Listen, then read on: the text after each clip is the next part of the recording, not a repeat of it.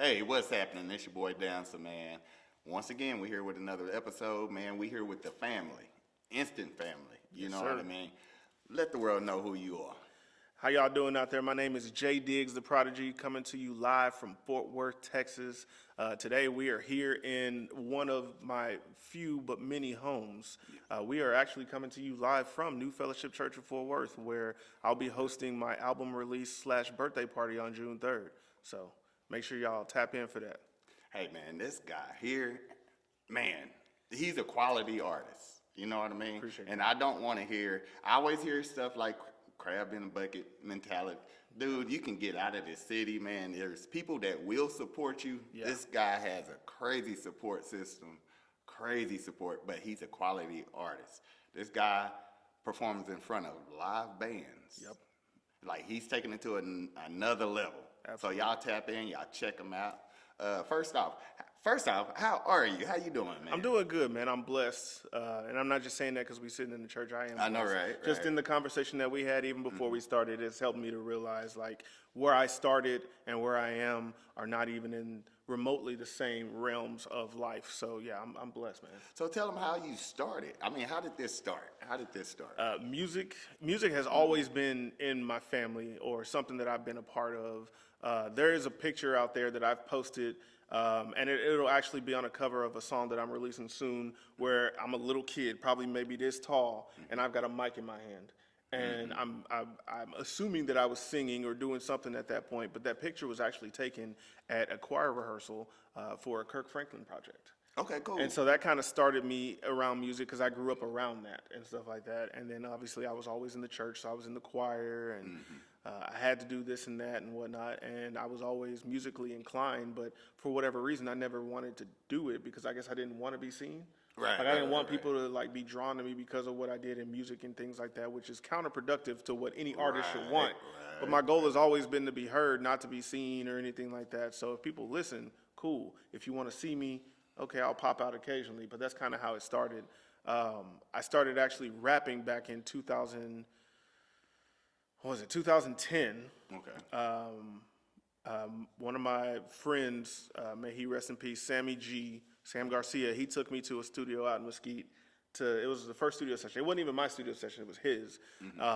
But I had been writing some little raps or whatever, and I wrote a rap to the Uptown Beat, which was a song with Drake, Bun B, and Lil Wayne. I wrote a rap to that, and I recorded over it, and I thought it was cool. And I had been like freestyling at house parties and stuff like that, and somebody was like, you should give it a real try. So I tried it, thought it sounded cool. Some people thought it sounded cool. Other people were like, nah, don't do it. Right. But he just kept egging me on to continue doing it, and so I've been doing it pretty much since then, 16 years almost now that I've been doing it on and off. And I say on and off because I did take a break like when my daughter was born or whatever. There's been some times where when your goal is to be heard and all you're doing is looking at the statistics of people listening or not listening and you're not seeing those numbers increasing, you don't feel like you're being heard. You feel like, what's the point? But the point is out there because there are songs and projects and stuff that I've put together that have really landed with people at the right time. Really, yeah. And just because it's old to me doesn't mean it's not going to be new to you guys. So I just, I keep putting it out there. I try to make music that's about what I got going on. I've written songs about other people's situations that they've given me permission to do. I don't just take somebody else's story and make a song out of it. I share it with them and get the go ahead. But I mean, it just kind of snowballed for me. So who were like some of the people that you actually listened to coming up? I mean, when I was younger, I had to listen to whatever my dad was listening to. So as a kid, it was a lot of like I listened to a lot of E40, Be Legit, that whole conglomerate over there. Tupac, of course, Biggie, UGK, Outkast. I was kind of all over the place as far as hip hop is concerned. Obviously, once Saturday evening came around, all the stations got switched to the gospel stations, so I was listening to a lot of gospel music and stuff like that because I grew up in the church, again. Of course. So a lot of different gospel artists that I was listening to. Obviously, Kirk, that's a family friend. And like a lot of people say that legitimately he is the reason my grandmother got rid of the piano in her house when I was a kid. Because he would just come over there and play the piano. Right, So, right. That's a crazy story. You can only take that Right. for so much. So yeah, no, I grew up listening to a lot of him, Ty Tribbett, Fred Hammond, John P. Keys, stuff like that. The legends in the gospel legends, realm. right. My uncle Eric Burdine, he's put out gospel projects. He works really closely with a lot of different gospel artists and stuff like that. So music has always been around me, and I've always listened to any and everything. So This is an established artist. Do you remember like the song? Like I know when I was younger, I heard one song. It's like, you know, you're like young, and it's like you hear music, then you hear that one song and be like, man, that's it. I'm in love with like hip hop. Do you have that one song? Mine was UGK Tell Me Something Good. For whatever reason, that song just resonated with me, and I just kind of fell in love with it. one song that has always stuck in my head, and this one's probably gonna catch a lot of people off guard. Method Man and Redman, the Rottweiler. Yes. Yeah, Yeah, man. Yeah. it was something about that one, and it was like it was so theatrical in the way that they were rapping and kind of playing off each other's energy and stuff like that. And that song there will like forever be like ingrained in my head because it's. And plus, I grew up. We had Rottweilers, so I was like, "Oh, it's named after the Rottweiler." Like as a kid, I didn't know no better. But like listening to it, and I've never done a song like that because I don't feel like I've ever gotten to the level of Method Man and Redman are. That chemistry was not even crazy. word are. They're still there. Yeah. Like so. That But hit yeah, crazy. that song there really like grabbed a hold of me and was like, yeah, that's where my love for hip hop stemmed from. I know on the show we have this one question that we always ask. I always ask each individual that's on our show. We call it one producer, two features. Okay. All right. So it's pretty much a dream track. Okay. Right? You can make a track with anybody in the world, Dead or living or alive? dead. Okay, yeah. And you were included on this track, so you get two more features or Okay. a producer, or you can get two producers, just three individuals. Okay. Who would you make that song with? Let me see, because it's really going to depend on the genre that I'm trying to go with, or if I want someone that's going to make something that's legendary. I'm going to say, his name just slipped my mind. Because Most people, when they do it, they be like, "I want to retake. I want to do it over again." Yeah, no, so- I don't want to retake it because it's got to be organic. It can't be. Right, Obviously, as far as a feature would go, I'll jump to that since I can't think of the producer's name.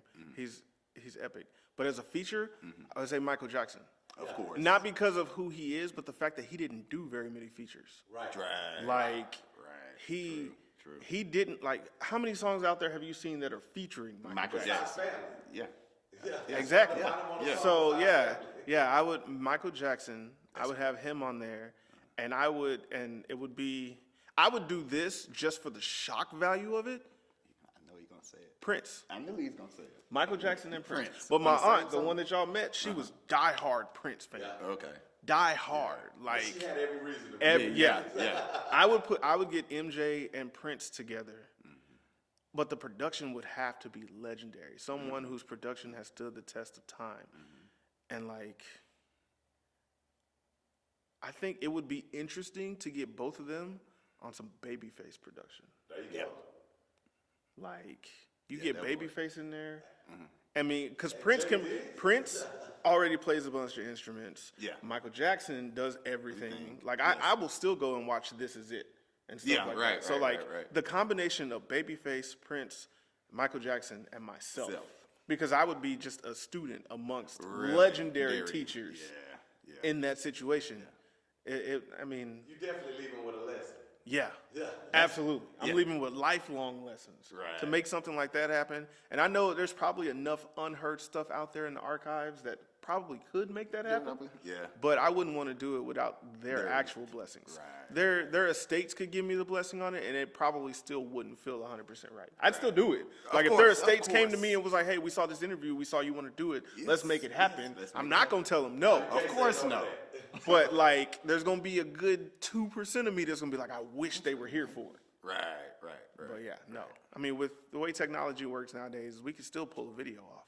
I think that was my favorite one right there. Yeah, that was one of we the done heard some favorite good ones. combinations. Yeah. We done heard a lot of different No, combinations. Michael Jackson, Prince, and Babyface. Nah, that's gonna be something. In this day and age, that's viral from the first drop. You know, you can post it in one spot and it's Yeah. gonna go viral. Yeah, it's That gonna one, pop up that's- everywhere. Yeah. Because like that's legendary rivalry, Prince or Michael Jackson.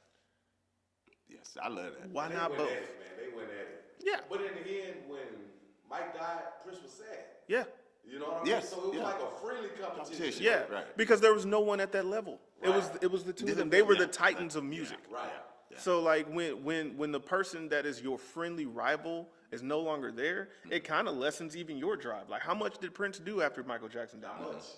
Not much. Not much, man. Because it was like, depending on what his drive was, like, what was the point? Yeah. No one's ever gonna be able to get, and it didn't have to come from a place of arrogance. No one is getting to the level of Prince and MJ. At all. The stats might say otherwise, but the quality of music, like, I think the artist that could possibly get close to some of what MJ did would probably be The Weeknd. Like, he is legendary across the world. He is. Like, people aren't like passing out and dying and stuff like that because he's in their presence. Right. But if you go back and get on YouTube and look at videos of him overseas, like, he's got a similar draw. So what do you feel? How you feel about, I guess, like the U.S. fan base and maybe overseas fan base? I feel like there's so many artists. One, there's so many artists in the world in general, but I feel like the U.S. doesn't really appreciate their people until other people do. I agree. Some people would say that solely about the city. Oh, nobody in Fort Worth gonna support you until Dallas catch on or whatever. No one, like, I won't say no one, but a good majority of the fan base that you ultimately have is not gonna come from where you're from until people who don't know you support you. And I feel like it's easier for people who don't know you to support you because they don't feel like, oh, you came from where I came from. Right. What makes you special over me? They're not connected to it. Yeah, Exactly. They're not Yeah. connected to it or whatever. They see it for the art. And I've seen that in my results. I look at my analytics. I'm a very analytical person. I deal with numbers and stuff at work all day. So when I go look at my own numbers, I start seeing trends of, like, certain songs pop in certain areas. Some songs are just really popular, like Henny and Tacos. Yes. That one seems Y'all to check pop. that song out, That man. song popped in Paris. Yeah. Like, I get consistent Shazams and plays and stuff in Paris. Apparently, Hennessy is a big thing in France. Yes. So a song called Henny and Tacos, like, I don't even know if they have tacos in Paris. They got Hennessy though. They got the song. They got the song, and it's popping over there. So I'm like, okay, cool. So I had posts that I made that I targeted specifically to there to help it push it. And other people may have never seen the post. You weren't supposed to. You're not in Paris. Right. So it just, like, I have turned my sights on pushing more outside of where I've never been to Paris.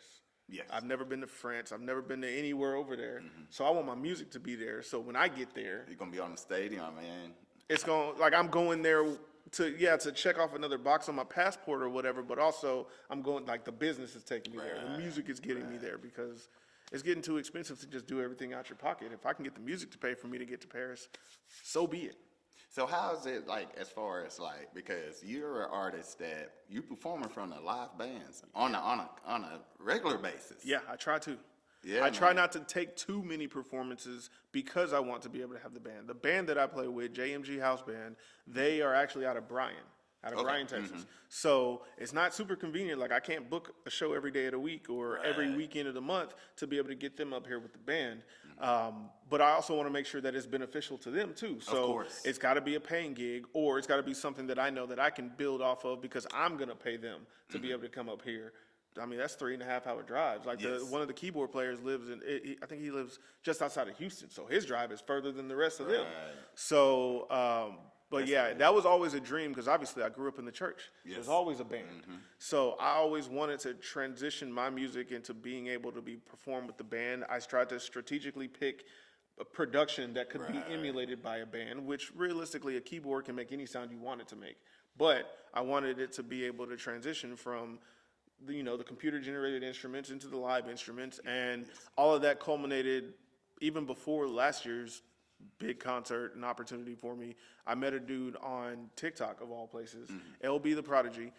The first video that popped up on my feed was him making a live band version of a Chris Brown song. Okay. And so I immediately messaged him and was like, yo, I want one of these for my songs. He's like, he liked the message. That was it. Found him on Instagram. I was like, yo, I'm serious. I want to do this. He was like, all right, cool. What song would you want to do? So I sent him a song called Fresh Prince. It was an intro to one of my albums, Uncrowned King 2. He was like, yo, this is dope. And so he did it, and it sounded dope. And I was like, look, I want to do a whole bunch of them. So I ended up doing like 7 of them. And he did them all, and he put them together in a way to where it sounded like I was playing with a band. Well, I was afforded the opportunity, thanks to Smooth Vega, to actually open up. Shout out Smooth Vega. To open up for Bone Thugs and Harmony last year. Quit playing, and I was bro. like, if I'm gonna do this legendary of a concert, I gotta have a band. Got to. So when I secured the concert, like literally, me and Vega, we talked. He was like, all right, I'm gonna think about it once I get the show locked down, because it was supposed to be in March. It got pushed back to May because of some double booking, whatever. Once he got the date locked down, he sent me the flyer. I immediately forwarded it to the band. I was like, we need to schedule rehearsal. Yeah. So I was hoofing it every week or every other weekend for like 2 months. Down to Brian on Saturday morning, go rehearse and stuff like that. I recorded a bunch of it, and one day I might put more of that out. But like we were like, we got to do it. They need to see that. Yeah, I was like, we got to do it. And we gelled so well because I had actually only ever met one person from the band, Michael. I hadn't met the drummer, Phil. I hadn't met the bass player, Junior. I hadn't met the keyboardist, Tiny. I hadn't met any of them. Okay. But I hopped in the car and drove down there. Me and LB, we linked. We drove down there, and like just right off the bat, like we all connected. Yeah. All of them play instruments in church. Okay. All of them grew up and still watch anime and stuff like that. Like we were all it was like me walking into a house with 7 other versions of me. Right. Like, so I was like, oh, this is dope. Yeah. So we gelled real easily, and we put together the show, the set and whatnot. We performed, and like things just took off from there. There was people like, man, I didn't know you were from Fort Worth. I never heard of you before. You dope, blah, blah, blah. Like looking out into that audience, and obviously 99% of that crowd was there for Bone Thugs. Yeah. But my job was to go out there and make them remember me. Of course. And I'm sure they did. And I did it. I did it. Like even Bone Thugs' DJ was in the back. Right. Like he was there during our sound check, and then he came back and he showed up right before the end of my set, and he's like, yo, I caught the end of your set. That's how you start a show. That's how you do it. And then we were outside when Bone pulled up in the Sprinter vans and the Escalades and whatnot, and they hopped out, and we were chilling out, you know, meet them, say what's up with them, whatever. We actually got to be in their prayer circle before they went on and performed. Yeah. But they were like, I remember one of them came over to me, and he was like, did you perform? I was like, yeah. He's like, you performed with the band, right? I was like, yeah. And they were like, he was like, that's crazy. He's like, you brought a whole band? I was like, yeah. He was like, that's dope. He's like, I heard y'all were dope. He's like, we weren't here for it. He was like, but DJ and sound guy said y'all were dope. We love it. I was like, yeah. That's love right I wish I'd have got the picture or the video. Like none of us had our phones out. Right. It was just a genuine moment that all of us get to have. Right. And obviously me telling the story, people get to hear about it. But it's like, it wasn't a situation that could be construed as it was set up. Right. Or we asked them to say that. Like there was no cameras around. We were just happened. We were just outside the back of Halton Theater, chatting it up with Bone Thugs and Harmony. So that was crazy. That's a lot of. We got plenty more stuff that's coming out. We filmed a Tiny Desk-ish type performance in College Station. Yeah. That'll be coming out. I've got some clips that I can show y'all afterwards. We can't post them. I'm not allowed to post them. That's why I can only show you off my phone. But we get to see it first. Yeah, they get to see it. Eventually, y'all will get to see it. But that's my next goal, is to run the gambit of all those little performance things. Like I want to do Front Porch. I want to do Tiny Desk. I want to any place that will allow me to genuinely perform. That's what I want to do. So if y'all see me on any of these platforms and what you hear is me, I'm always going to make sure that the mic is on. I love that. If I stumble over my words, you going to hear it. Right. Like I'm not going to go back and overdub or anything like that, because music isn't supposed to be perfect. You connect more with the music that's imperfect than you do with the music that's super scripted. Everything's perfect. You can tell it was done in a bunch of different takes and whatever the case may be. Like, no, like I want the authenticity in the music, which is why I wanted to go back to performing with the band. Oh, yeah. Like, I got a question for you. Yeah. So after having this conversation with you off the camera, I already know the answer to it, but how important is the business to you? The business is important solely because I want to make sure it's done right. I don't want anybody to ever come to me or go out to someone else and mention my name and somebody be like, man, I can't do business with him. Right. Like, because there are a lot of people out there, and I'm not going to say any names. They know who they are. I won't do business with. Understood. I just won't. There was a time in my career as an artist where I was trying to learn the business, and people wanted to charge me to learn the business. And I get it. The game is to be sold, not told, whatever. But it could be something as a simple question as, how do I make sure my stuff is registered properly with a performance right organization? Right. They'd be like, hey, $50 and I'll show you how to do it. Nah. or I can save myself the time and go through the rabbit holes on Google to figure it out, and I Which is did. great, yeah. So I saved myself the $50, and that's not to say that I'm cheap or whatever the case may be. I have been in sales my entire adult life. Okay. So I understand value. So if I ask somebody how much they charge for something and they give me a price, if I don't see the value in it, I'm not going to buy it. Of course. And I've seen people turn around, and I know they were talking about me, but they didn't at me, so I don't respect it. But they'll be like, don't come in my inbox asking me for my price if you ain't ready to shop. I'm always ready to shop. Right. Your price was You just gotta get your value. Yeah, your value wasn't there. You didn't give me a good value proposition. Right. So, and like, and that's part of the reason I don't have a lot of music videos. We were talking about this earlier. Yeah. I'm not gonna pay you $1,000 because your YouTube platform has so many viewers and yada yada. For you to tell me I got 2 hours in one location, one edit. Right. So that means if I can't get it right, the one time I ask you to edit it, I'm just out the $1,000 and I get whatever I get out of the video. Yeah, that's not good. So In the famous words of Suge Knight, if you don't want your videographer dancing in your videos, not answering the phone, Facts. in your face films, man. Facts. We're gonna get you Because connected. I'm telling you. And what I want out of music videos, and I've said this before on Facebook, my ideas are here. My budget, well, now my budget is here. Before it was here. Yeah. Right. But right, the right, budget right. is up, but the ideas are up here. Of course. And it's like, I want people, if you watch a music video from 2020, and then you go back and watch a music video from 2026, the quality is different, but the storyline should still right. connect somehow. Right. So, and it's difficult to find someone who is more than just a person that sits behind a camera. I want a Yes, director. a director. So at this point, I'm gonna have to get with people who either have a knack or an itch for filmmaking to create music videos, Right. or I'm just not gonna do them. Of course. Hey, I just want to tell you right now, man, it's not a piece of lemon cake sitting behind this camera right here, bro. The guy you looking for, man. But we gonna discuss that off Yeah, camera, we bro. can discuss gonna that get off back to camera that. for sure. Yeah, no, because I have an EP that I put out. I think I finally put it out last year. It's called Voices. It's 3 songs. It features my buddy Marka and my homegirl Cam Simi, and it's a story about mental health and a failed suicide attempt. It's a very deep. It's a crazy. very deep story. It's something that we in the black community don't talk about much, but people in general don't want to talk about that much. I need that to be created into a video format, but it needs to be scripted, and it's not something that's going to run solely the duration of the 3 songs. Like, it needs to be put out there, not as maybe a full-fledged movie, but I feel like the video that brings those 3 things together is going to have to be at least 30 minutes. Okay, like a short film. Yeah, it's going to have to be a short film. And that's why, even though I put it out there because people needed to hear it, I put the first song out there and like people were like, yo, Yeah. like, whoa, Like, I what can't we believe you doing? took it there. Yeah, And then yeah. I put the second one out there and people were like, okay, I see it. I see where you're going with it. And I almost didn't do the third one. Okay. But I had an old high school friend reach out to me because she somehow stumbled on the song. And she was like, hey, like, and obviously I'm not gonna put her name out there. She was like, I went through something exactly like this before my son was born. She was like, I tried to kill myself and I was unsuccessful of it multiple times.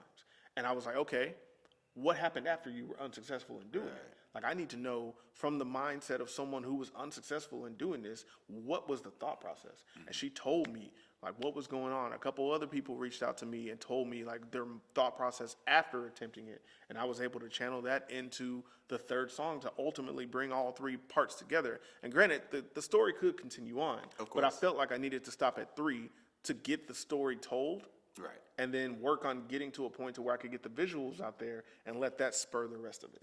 I love it. So that's the goal. Just that thought process. Just the bro. thought process. Just how you think. Just the effort that you put So behind you're your not a music. normal artist. Yeah. You're a Yeah. super artist, bro. I mean, Yeah. like I said, the ideas are here, the budget is here, and that mostly because it's me doing it. Yeah. Like, I got people who help me. Shout out to Huck. Shout out to DJ Tellum. Shout out to you guys for being willing to allow me on your platform. But it's like, I don't have the team.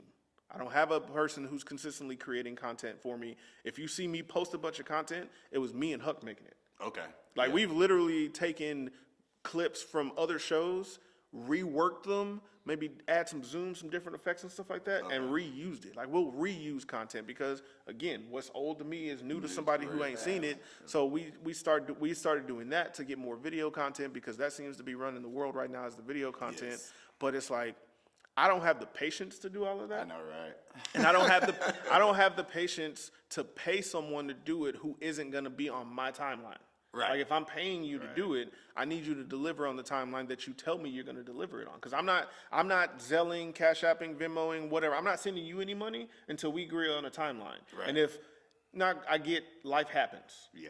Communicate that with me. Yeah. Right. And we can Just work do around good that. business. Do good business. Right. But I have been screwed over so many times by people who were like, I'm gonna help you with this, or I want to do this and that, to where I'm just like, I'm just gonna do it myself. And that's why I've learned so much about how to navigate through what I'm doing in the music business, is because people that I try to give an opportunity to assist me, even if I'm paying them, I'm still giving you the chance to help me. And they take advantage of it. They run off with the money. I don't get my music video. Yeah. They don't turn stuff in on time, and when they do turn it in, they won't allow for edits, and I don't like what they turned in. So now I'm sitting on content I don't want to use. Of course. And so I try to stay clear of that, but I'm real selective in who I will allow to even help me for free. Yeah. Because then I'm like, okay, again, I grew up in sales. Sometimes what's free ain't worth it. True. That's But crazy. Did you hear that? Y'all can't always, once you develop that mindset of what's free ain't worth it, you'll never really accept a blessing that comes your way. True. Because sometimes people want to bless you with quality. But if you are only in the mindset of what's free ain't worth it, you'll never be able to take that blessing, and you'll never be able to receive it. Yeah. So I've had to work on that myself, of figuring out like who I can trust when they want to offer their services to me and they want to help me, and then those that I'm just like, no, I think I'm gonna figure it out myself. Yeah. See, we talked about this on a podcast not too long ago, man. You gotta lower your expectations out here Yeah. Yeah. for everybody. Yeah. In the whole world, man. Don't care for yourself. Wife, your mom, you're just, Yeah. sometimes we set our expectations way too high. Bro. Yeah. You know what I mean? But even then, I feel like you don't necessarily have to lower your expectations. You just got to change the people that you expect it from. Right. Because He said if the you word. start He said the if you word. start lowering your expectations, then that means you're willing to accept whatever. I'm not willing to accept whatever. Right. Like, I'm not out here asking for, Steven Spielberg level quality of work, because I'm not going to Steven Spielberg to get it. Right. Like, if I'm going, I can't go, for instance, I can't go to Half Pint and say, I want a Michael Bay film.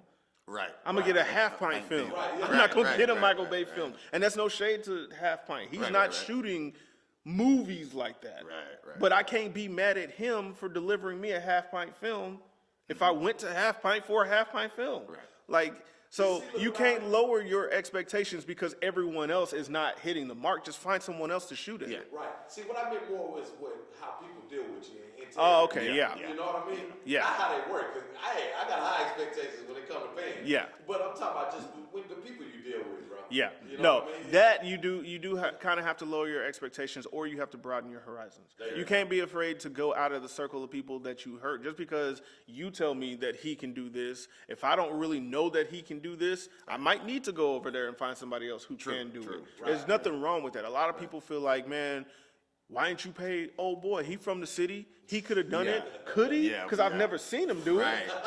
Then what's the hold up? So like, Jam. Listen, Jam. like if dude is from the city and he can do that, again, this particular segment has nothing to do with the fact that I mentioned Half Pint, because he's solid, he cool. Yeah. But like, I've had people come to me and tell me to go to other people, because there was a time I couldn't afford to pay Half Pint. Right. They'd be like, go to this dude. He shoot just like Half Pint. No, he doesn't. Because if he did, I would have already known about that. Right. Like, everybody knows Half Pint. You know what you're going to get out of Half Pint. So if someone comes to you and says, hey, if you can't afford to pay Half Pint, Come go to to this me. guy, Right, and I can do right. the same thing. Right. If you could, why aren't you? Yeah. Because they say if you know better, you do Do better. better. So if you are at Half Pint's Pint's level, level. why aren't you delivering things at his level Pint. already? Like, Yeah, you I should didn't know about you you. not. Yeah. People should know about you. You should have a platform. You don't have millions of YouTube subscribers. You don't have hundreds of thousands of followers across multiple Instagram pages. Like, Half Pint runs like 4 Instagram pages that are all his, and all of them have more followers than the artists that he's putting on these platforms. Right. Like, Salute to he Half Pint. he really don't get the credit that he should be getting, and he don't pop his stuff the way he should and the way that he could, which is what still makes him a cool dude. And I feel like some people feel like they have way too much access to him, so they Yeah. try to use that as a way to diminish how big he actually is, and that's not cool. And That's crazy. That's he too serviced much. a lot of people too. He serviced a lot of people. So, and Like- then at that rate, that's good. That's real good. Like, Yeah. bro literally got a shout out from Big X the Plug about the fact that he gave Big X the Plug a couple free videos. They asked, like, how many times has an artist made it out of somewhere and won't recognize anybody who helped them get off the ground? Yeah. Big X the Artist is arguably one of the biggest artists out right now. Right now, yeah. I love what he's doing right now, man. And he got on the platform and was like, yeah, man, like what really helped me was, you know, I submitted my song to Half Pint Films music review show. I won, I got the video. When the video dropped, I came back, dropped another song on there. I won again and won another video. And it got to the point to where Half Pint was like, stop sending me songs. Just come to me for the videos. True. And then it worked. And you know Here we what? go, yeah. And the fact that he was willing to get on the massive platform that he has now and still give kudos and give love back to someone like that only proves that Pint has that kind of power. He does, He's just not out here flexing it like the people who don't have the power that want to make it seem like they do. And people take away from him for that. You know what I mean? That's crazy. Bro, I met Mark Cuban one time. Billionaire. Right. Bro had on some Levi jeans and a white t-shirt. Right. But in the same setting, another dude walks in there who may or may not have been a millionaire. He might have had no more money than me. But he had on chains and Gucci this and Louis Vuitton, yeah. And I'm just like, Yeah. Now, which one's richer? yeah, like the goal is to be wealthy, not look wealthy. Yeah. And so like Pint, he don't look like the level that he actually is, and he don't act that way. Right, but I mean, he really could. He could pop it. Yeah, he could pop it if he wanted to. He could pop it if he wanted to. He could be a lot more selective on his platform than he is, but he's still willing to open it up to so many people. I got a question. Yeah. As far as like your music. Yeah. So people that don't know about you, Okay. maybe they might look at your discography and they be like, well, is he gospel? Is he hip hop? Like, what is it? I am an artist, true and true, but I am also a Christian before anything. So, with me making a Christian project, this is not a transition from hip hop to Christian rap or anything like that. I said this on a previous interview with another platform. I'm not trying to be the next Kirk Franklin.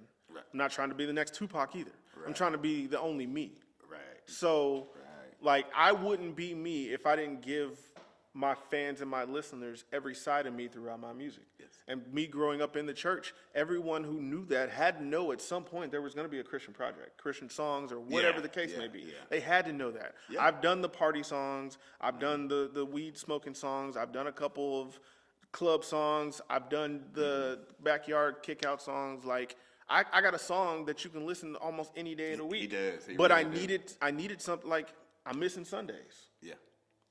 Like this. And it wasn't to check off a box. It initially was asked of me. Like, y'all met my aunt outside. Yeah, She was the one that asked me to do a Christian track. Yeah. Ironically enough, like 14 years after my dad asked me to do one. So like the last time I had done one prior to I'm Still Here was when my dad asked me for one. Okay. And what I love about my family is as deeply rooted as we are in the church, they're not forcing me to do it. Right. But my dad would subtly remind me every now and then, only what you do for God will last. Yeah. And that was him Yes, subtly man. telling me, Yeah, like, man. at some point, you're going to have to, like, for it to come full circle, you got to come back to that. Yeah. And that's part of the reason I named the project Take 'Em to Church. Take 'Em to Because church. that's the goal. The goal is to get people back into church, not to make people quit all the stuff that they are doing. If it's detrimental to how you live, your health and stuff like that, maybe you should quit it. But I'm not going to be the one to tell you to do that. Right. But if I can get you back to where you can get the message that might open your eyes to do that, then so be it. And I know that I have supporters and fans and family and friends and people like that who are going to want to listen to the project because it's me. But that's the bait. Yes, debate. Yeah. They're gonna. I'm the bait to get them to listen to that project. And the best promotion you can get for anything is word of mouth. So if I can get people to listen to this project and be like, man, you should check this out. Oh, I don't listen to Christian rap. Okay, listen to this rapper who's a Christian. There you go. You see There that? you go. Man. Like, but again, I got music for whatever mood you in. One of my most popular songs, Voicemail.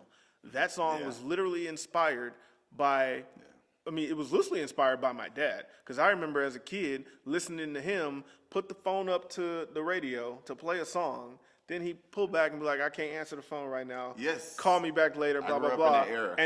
And then put the phone back next to the radio to play the song out. And then it was like, why are you doing that? Like, answer the phone. But then when I became an adult, I don't answer the phone. If you don't text me, like people literally will text me and be like, call me. And I will try everything in my power not to call. I do not want to call. And it's not because I don't like talking to people. I am an introvert, but it's because I got a lot going on. Right. In music, I'm a father, I got a job, like I got a lot going on.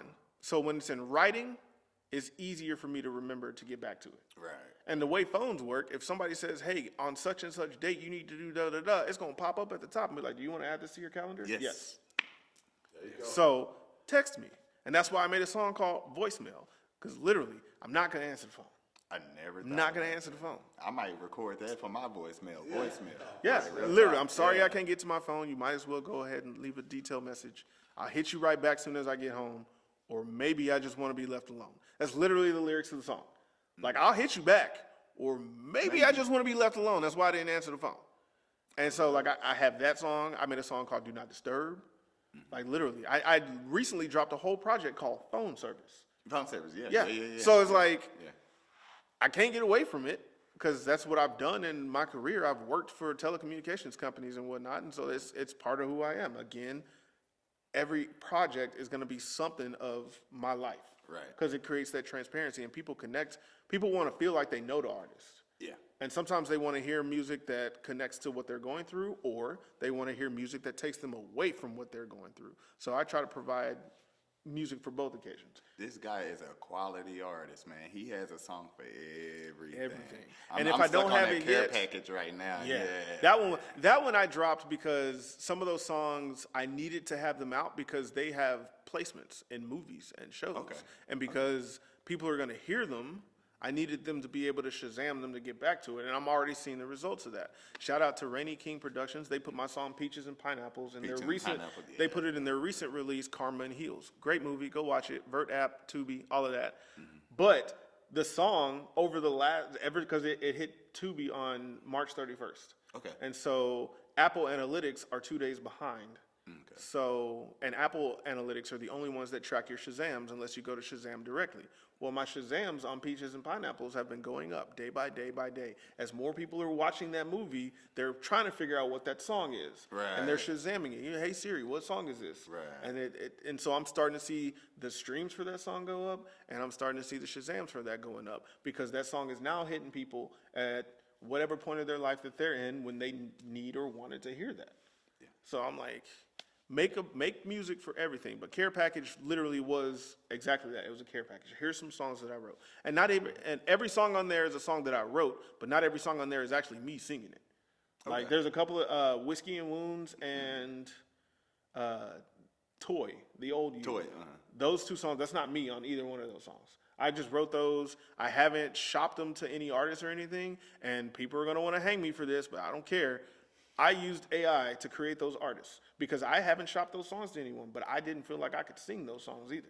Sing and or rap those songs. So I set them up that way, and I put them out that way. That's dope. I used AI as a tool. I wrote those songs, but AI sang them. Formed them, yeah. So it is what it is. Take it for what y'all want it to be. This guy here, And like, this is the crazy thing. Not only Man. could they not think of that, even if they thought of it, I don't think they could pull it off. Bro, I have seen the arguments so much online. Right. If you're using AI to make music, you're not a real artist. Why I wrote it? yeah. Yeah. And like, there's even situations where I wrote it and a producer produced the beat, and I'll take both of those and put them together in AI and let it put the song together so I can figure out how I might want to deliver it or get a different idea. Like case in point, because you've mentioned this song a couple times. I took Henny and Tacos and dropped that into Suno. It gave me an R&B version of it that I would have never thought to take it that direction. Right. And I was like, you know what? That's not terrible. I let my kids hear it, and they were like, I don't like that. I like the way it is. Yeah. That's fine. But I like the way it sounded because it opened my eyes to a whole different version of a song that people already knew and loved. Right. And people were afraid to do that. They were like, oh, you're using AI to create your music. No, I'm not. Henny and Tacos is out. It's already out. Yeah. Right. It's been out. There's Yeah. 2 versions of it. Right. I just wanted to see what AI thought this song would be. I literally didn't prompt it for anything. I took the lyrics, because I always keep the lyrics. I took the lyrics and dropped it in there, and I said, like, laid back house party style song. And it took it and created, like, literally, it churned out 2 versions of it. The first version it churned out was it. And I was like, that's pretty dope. And I've let a couple people hear it. I'll never put it out that way. I might go back, get with a real producer and an R&B singer, and maybe do another, like, do that version of it.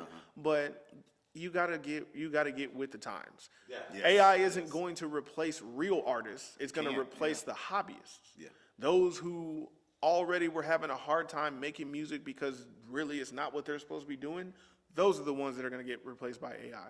But AI could never replace the real artists. Real True talk. story. They were giving that one girl so much crap for creating an AI artist Yeah. and making music out of the poems that she was writing. And they were like, oh, that's not real art. Why? It was poetry. Yeah. That's real art. And she just skipped the middleman, which was the music industry. Yeah. Because she could have taken those poems, turned them into songs, and shopped them to artists and would have never got a placement with an artist. True. So she created her own artist and then started taking off from there. Release it. So I think the biggest insult to the real artist was the fact that she didn't jump through the hoops that they had to jump through to get there. Right. She found a way around Which it. is smart to me. So this is a topic that comes up. How do you feel about what they call the gatekeeper? So again, I've been in sales my entire life. I've dealt with many kinds of gatekeepers. If I'm trying to get a hold of a business, every business has a gatekeeper. Of course. Music business has many gatekeepers. Yeah. I feel like real gatekeepers are supposed to be, they're supposed to be like your loss prevention or your quality control people. Right. They're supposed to let good things in and push the bad stuff out. People who get told that they're a gatekeeper get big-headed, and they're like, no one can get in or out without me. And that's not the, like, That's not it. gatekeepers are supposed to be a filter. Yes. They're not supposed to be the brick wall that people are supposed to figure out how to climb or pay. They're not supposed to be the troll on the bridge where you got to pay them to get to where you're supposed to go. Any real gatekeeper is making sure that the integrity of whatever it is that they're gatekeeping maintains the level that it's supposed to be at or is improving, never declining. Like they got to make sure, like people who want to call themselves the plug, you can't be a plug if you ain't got no power. Quit playing. Like, That make a lot of if sense. I go to someone that calls themselves the plug for something, I'm like, hey, I need to do such and such. Oh, I can't do that. You not the plug. Plug then. You Yeah. got no power. Yeah. Right. So, like, that's no shot to anybody who calls themselves the plug. But if Right. you ain't got no power, like we got these lights on, if I But take plug away the in power hours, source, yeah, No lights. going on. no lights. Right. That's the plug, Right. and it's got some power. Right. You can't call yourself a plug. You can't be a gatekeeper if you're not doing the legitimate job of a gatekeeper of a plug. If you have no power, you're not a plug. If you're not upholding the integrity for whatever it is that you're gatekeeping, you are not a gatekeeper. I like. You're a garbage disposal. I like that. I love that. That was the best. That was the the best best one. Yet. That was the best one yet. That's gonna be a soundbite, and that's gonna give me a lot of blowback. But okay. anybody who has a problem with my answer to that question is probably, what is it? A herd dog gonna holler. Yeah. A plug. Yeah, I guess. you think you Plug think without you a power. plug? Yeah, you're a plug with no power. Yeah. So love it. no, I it's love it. no. Shout out to the real gatekeepers Real. because I know some real gatekeepers. Yeah. Me too. That's showing love. That's Yeah. showing love. And Yeah, it's all and y'all love. about to see my face with a lot of those gatekeepers that's Yeah. showing love. You know why? Because I never came to them asking for no discount. I waited until I was able to pay whatever it was that they charge, because gatekeepers are gonna charge, because there's some stuff that they can open the doors for that it's gonna take some money to get you there. Right. And the crazy thing is when I finally got the money to be able to go to these gatekeepers, they didn't charge me what they were supposed to. Yeah. Yeah. It's like a Don't like ask a little buffer thing. Don't Yeah. ask for the discount. Earn it. Earn it. Yeah. Yeah. And the thing about a lot of gatekeepers, a lot of times you don't reach out to them; they reach out to you. A That lot of part. times. That part. Yeah. So. That part, because they got plenty of people reaching out to them. Yeah. You just another notification on the phone. Bro, shout out to the homie Smooth Vega. Shout out. He showed me his phone one time. Yeah. he has so many notifications. Like, I hate seeing the little red circle notification thing on it. That dude will never get rid of that red circle on his email. He gets so many emails. Like, granted, I know he's got a good filter on there for the stuff that really applies to what he's doing and the business that he's doing. But he has the best. He's got to have the best spam filter on his email. I don't know what email client he's using, but his spam filter is working 25/8 because you'll never get through that. And I'm just like, so if you are only ever reaching out to them, you might get through one day, but you may not make it through that spam filter. Right. But if you make them come for you, there you go. Everything changes. Yeah. Everything changes when they come looking for you. How important is it for you to just like really understanding God's time and actually just like believe in yourself? Because some people, like I said, it's a facade for them. They just rap because my big brother rap, or I do music, I do poetry for, this is what I'm around, but this is not what I truly want to do. So how important is that aspect and understanding God's timing? One of the things that made it easier for me to accept God's timing, especially in music, is the fact that this is not my livelihood.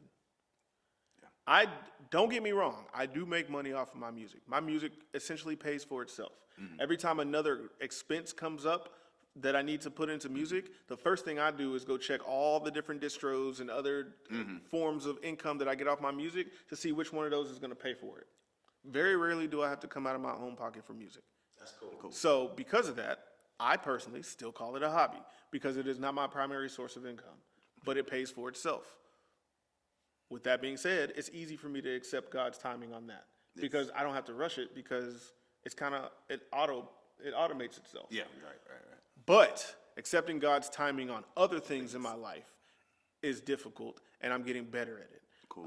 In my real career, I have been chasing a certain level within the company that I knew that I deserved. But in hindsight, looking back on it, I deserved it, just not where I was trying to get to it at. Right.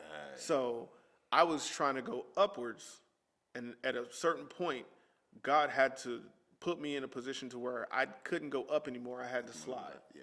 So I had to change lanes, and I went from I was on a fast track over here, and then I had to change lanes, and things slowed down for me a little bit, or so I thought. And before I knew it, a year passed by, and I had automatically become the level that I was chasing over here that I had chased for almost 10 years. It happened for me in a year on this side because I finally was humbled and had to make that move. And then I moved up. And then once I got to that level, the doors opened and I immediately got moved to another lane that gave me a bigger opportunity. So anybody watching this, apply that how you need to apply it. Sometimes you got to change lanes. People always say stay in your lane. That's the worst advice anybody can give you. Yes. Real time. That's the worst advice anybody can ever give you. Yes. Because me staying in my lane kept me stagnant for 10 years in my real career. Yeah. But when I switched lanes, I achieved in a little over 1 year what I was unable to get out of that other lane in 10 years. And once I was it was wide open. It was like, when you're on the freeway, especially here in DFW, if you ever have to drive through Arlington on I-30 for any reason, you get to Six Flags and it just slows down. Yeah. And no matter which lane you get into, you might go a little bit faster or whatever, but then you finally get past 360 and it just opens up. Yeah. I have finally gotten past 360. So it's opened up. I love it. I love it. I want to talk more about this project that's coming out. What do we have in store? What on June 3rd, I am dropping Take 'Em to Church. This is probably one of my favorite projects because it was so easy to put together. Okay. Because it was literally just me making music. Yeah. Like it was a couple years ago when I decided that I was just going to start making music for the fun of it, but still keep the business side of it intact with what I was doing. Right. So I linked up with Eclipse over at Oh I Like That Music, and I started kind of studying him and like what he does. He doesn't do performances often, if ever. Okay. But I guarantee you he makes more money off of music than anybody around here because he makes his music for licensing. So people are paying him for his music to use it. They pay him up front, and he makes residuals off of it. And I was like, how do you make music like that. And he was like, you got to make music that people want to hear. Well, True. people want to hear my music. He was like, okay. Then I came back to him and was like, all right, what you mean I got to make music that people want to hear? Let's talk about this. What do you mean I got to make music that people want to hear? And he was like, look, I make music for specific reasons. I might put out this project knowing that every song on here is made for action movies. Or I might put out this project knowing that every song here, you'll probably only ever hear 15 to 20 seconds of it because it's made for commercials. Right. Like he has done so much with Red Bull, Sprite, Hennessy, like NBA, big companies, massive companies. And that's literally what he does now. And he's afforded me the opportunity to help with some of that. Cool. And in doing that, it helped me realize that I can still make the same impact, if not a bigger impact with music, just by making music, but cleaning it up. And cleaning it up doesn't mean just stop cursing. You got to change the content too. Right, true. So I changed the content. I made it more commercial, more, Relatable. I hate to say generic, but generic is kind of the word, relatable as well. And I started doing that. That made it easier for me to be able to put together a Christian project because I needed to work on the muscle of being able to make music without having to use those spicy little 4-letter words. Like, so removing cursing was the first step. Okay. Changing the content was the second step. Getting comfortable with doing that consistently made me have to broaden my vocabulary. Then my aunt came to me and was like, hey, I want you, because she had the whole family a part of that conference. So she was like, I want you to, originally she said, I want you to minister. I was like, I'm not a preacher. She was like, I didn't say preach. I said, I wanted you to minister. Okay, cool. What can I do? I can make a song. So I made a song. I didn't think the song was going to, it was one song, 3 minutes. Apparently I was on stage for like 20 minutes. How can you turn a 3-minute song into 20 minutes worth of something? I don't know. I blacked out. It was a great time. Had a great time. Yeah, right. And then that kind of snowballed into something else. And I always had this idea of a song called Father Forgive Me, which is on the project, that I always wanted to do. Regardless of if I was going to do a Christian project or not, it was going to be a hip hop song. I was going to have my uncle Eric Burdine and his singers be on it and everything like that, and I wanted to do it, but I could never get the timing right because either I was ready to do it, but he was busy doing something, or he was available to do it, but then I had something going on in my life and I couldn't do it. And again, God's timing, I couldn't figure it out. So I finally sat down. I got with a producer, Word Music. He produced that track, and I was like, this is the song that I want to do. I need something. This is the direction I'm trying to take it. He sent me the beat. I wrote the song, the hook and the verses, and I was like, cool. And I tried to sing it. I'm not a singer. I thought it sounded good. It didn't. So I sent it to a singer. Shout out to Lyric Bay. She took it and she tried to sing it.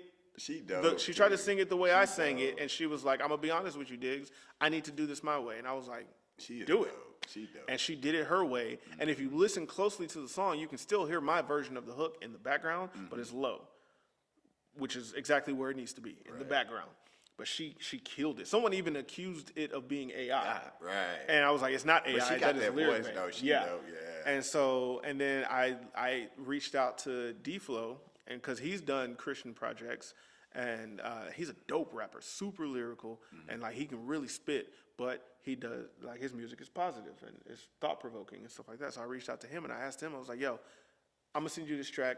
If you like it, I want you to be on it. If you don't like it, tell me what about it I can change to make it better. Right. And I sent it to him, and he was like, I got you. I was like, well, did you like the song? He's like, I got you. I was like, all right, bet. He sent back the verse, killed it. And I was like, that's great. I didn't even put the song out. I finished it, had it done. And another thing that I appreciate about the people that I worked with on it, when I sent them what I thought was a finished track, they pushed back on it. I don't like the way my vocals sound on that. I don't like the way the mix sounds around what I'm doing. Let my person try it. I'm like, no, I'm working with my engineer. This is how we're going to go. Tell me what you need changed. We're going to get it done. We worked through it. The song got done. We got it done right. I sent it into Wild Out Radio. It was Song of the Night. It became Song of the Songs. And the funny thing is, it became Song of the Songs the week before it was announced that Henny and Tacos was the Song of the Year. So I ended that year with Song of the Year and Song of the Songs. Started the next year with the Song of the Songs because Father Forgive Me rolled over. And I still hadn't dropped that song. That's crazy. I finally made the decision to drop that song this last November, right before Thanksgiving. It was actually the Thursday before Thanksgiving. I never drop music on Fridays, by the way. I'll get to that. But I dropped it before Thanksgiving. It was the Sunday before Thanksgiving, actually, not the Thursday. And it took off. Like the streams blew up immediately because people had heard it, but they didn't know where they could hear it. Okay. So I finally put it on streaming platforms, but it took off outside of the U.S. It did decent numbers, and it's still doing decent numbers here in the U.S., but outside of the U.S., I was like, okay, cool.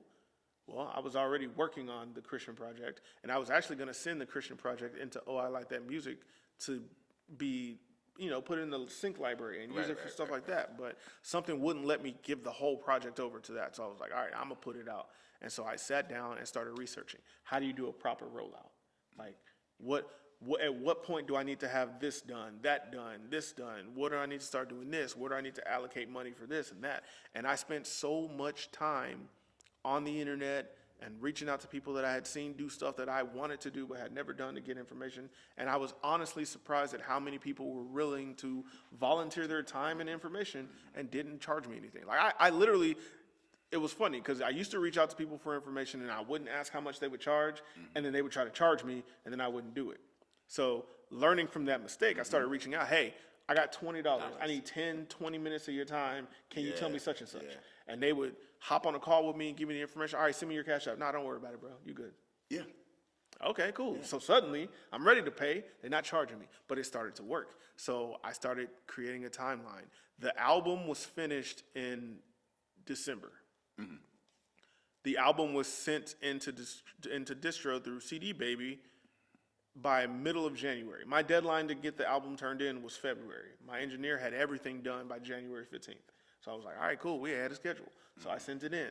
I had to make sure that I used the right distributor because I knew I was gonna do physical. Yeah. And Ditto's UPC. And I asked them to verify this. I was like, the UPC that you give me, can I use this on physical products? And they said no. Okay. It's only for digital. And I was like, all right, cool. So I go to CD Baby. It's in their name, CD Baby. So Right. I was like, all right, I need the UPC. They gave me the UPC. They offered to even make the CDs for me because they have a company that they're partnered with that does the CDs. I didn't go that route, or I'm going to, but I hadn't yet. But I got the UPC that I needed. I made sure that it was printed on the back cover. Most people don't even get back covers made for their projects anymore because it only goes on the streaming. Yeah. I got a back cover. I got a disc image. I have a vinyl sticker image. I got me and my designer were going back and forth on so many different ideas for what we were designing for this. It's crazy. I have a whole catalog of stuff specifically just for the physical merchandise on there. Like this is the shirt, the new logo, the back, all of that was designed with the idea that all of this needs to be fluid. So I had everything ready by February, knowing that I wanted to schedule the pre-order to start on March 18th, which is when the pre-order started. What I forgot is that I had also sent phone service to distro through Ditto, which is my primary distributor. I forgot about that, and I forgot that I had it set up to release on March 16th, which was the day after the Wild Out Radio Awards, because I was like, look, I'm gonna drop this project, and it's gonna be one of two things. Either I'm gonna win an award, and this is gonna be in celebration of that, or I'm not gonna win the award, and this is gonna be the reason y'all should have gave me the award. Right. So I was ready. I was at the award show when I got the notification that the project was dropping. I was like, I forgot. Forgot about that. Because I was so tuned into, all right, Wednesday of that week is when the pre-orders for the album dropped. So phone service dropped. It's doing its thing. It's getting the numbers, but I haven't really been pushing it. People are honestly finding it on their own. Yeah. Which typically doesn't happen, but I love that because that means they've been tapped in or they are tapped in enough to know that, hey, he's dropping something. Cool. Yeah. There it is. That's motion. But That's what that motion looks like. yeah. So, but then I was like, I asked my family because we have a group chat. I was like, when should I drop this? And they were like, drop it on your birthday. I was like, that's a Wednesday. I was like, but I don't drop music on Fridays anymore anyway because then you got to compete with the real celebrities. And so I was like, nah. I was like, all right, cool. I'll drop it on my birthday. It'll make it easy. I made the project $7.99 because that's the minimum that it has to be to count towards Billboard. And I was just like, all right, what else can I do? They were like, why don't you throw a concert? All right, when am I going to do the concert? Well, your birthday's on a Wednesday. Most people who go to church on Wednesdays for Bible study. Do it on a Wednesday. Do it on that day.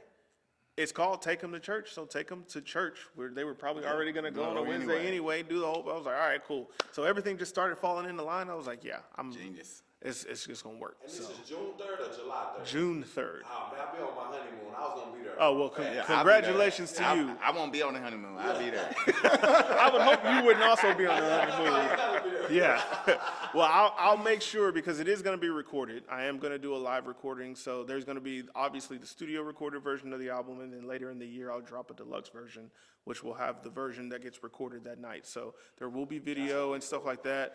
I'm contemplating having it to where people can watch the whole concert from my website and only my website. But I don't know if I want to do that yet. I want to create the fear of missing out. Like when Kirk Franklin did his live recording back in December, if you was there, you were there. If you weren't, You missed too it. bad. You missed it. So, but yeah, so, and doing this and seeing how it feels to go through a rollout and stuff like that, it's been great. It's been eye-opening. It's been stressful because I'm doing it by myself. Yeah. So if anybody is watching this and they want to be part of the next rollout, please hit me up, because I need the help. Like, I'm not afraid to ask for help, but at the same time, I'm not just going to go ask for help from anybody. Right. I need people to show interest in it, because the goal is everyone is going to get something out of this. I've already told the people that are on the project, if something crazy happens and a plaque is awarded from this, whether it be iTunes, Billboard, if we could go gold or platinum or whatever the case may be, everyone involved gets a plaque, even if I got to pay for it myself. So, and I afford that opportunity to people that help. DJs want to help push the songs. If something happens with the songs that you're pushing, you get a plaque. Yeah. Integrity. That's what it is. I don't want anyone to say, man, I helped Diggs and he didn't do nothing for me. Yeah. Bro, you got your name on a plaque, an RIAA certified plaque. Like the company that I go to get the plaques, they make the plaques for everybody. Yeah. They make the big ones. Right.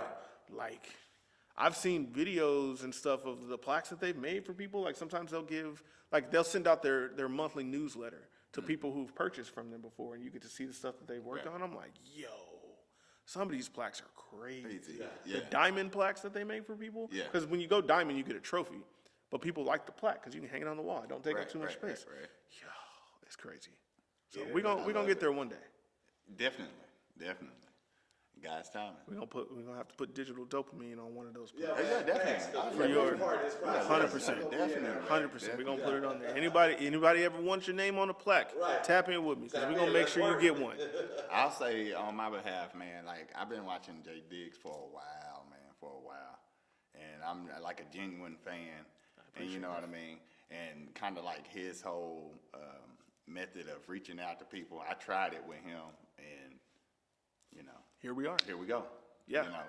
So like I said, I appreciate it. We appreciate it. 100%. Our fans appreciate it. 100%. You are, I will say, what digital dopamine stand for. I like the name. Yeah. Most people don't even know what dopamine They don't even is. know what it means. Facts. Yeah. They live in a digital world. They don't understand what dopamine is and what it does for your body.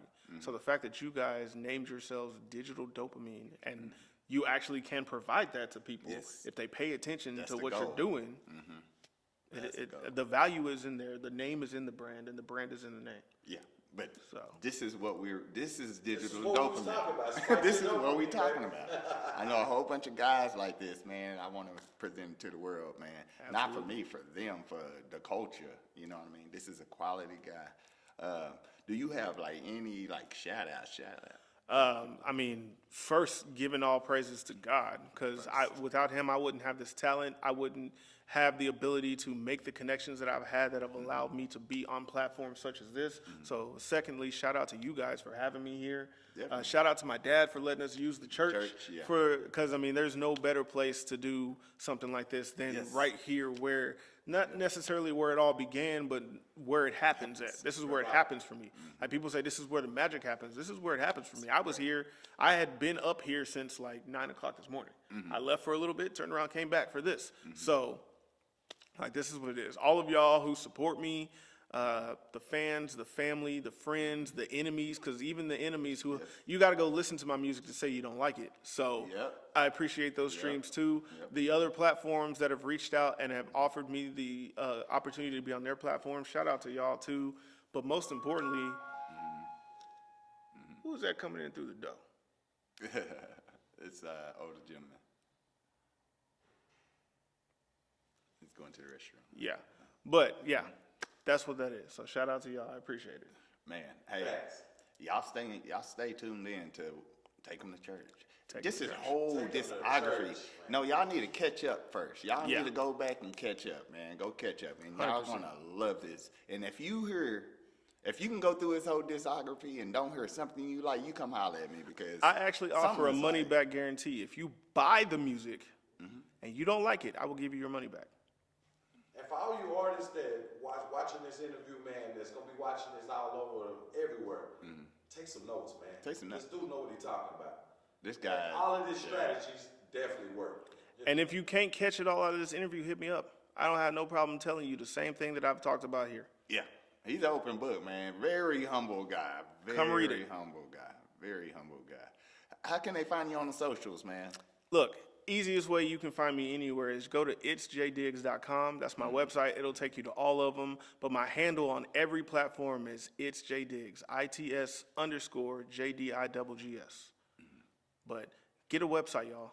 Facts. Yes. Because it's Find so the much website. easier for me to Yeah. tell people to go to itsjdiggs.com, and then from there they can pick what social media, they can pick what streaming platform, or if you want to support the artist directly, you can find my Bandcamp also on my website. Let's go to church. Let's go to church. Take them to church. Man, I love it. sir. Say, thank you guys for tuning in, man. Hey, y'all check in. Real talk. Tap Y'all in. Check in.